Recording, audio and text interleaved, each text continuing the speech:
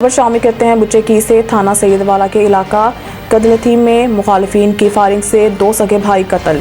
DSP circle बड़ा घर police और सैयद वाला पुलिस मौके पर पहुंच गई। नाश कब्जा में लेकर जरूरी कार्रवाई शुरू कर दी गई। मामूली रंजिश से पैदा होने वाली दुश्मनी 1 साल में 3 जानें ले गई।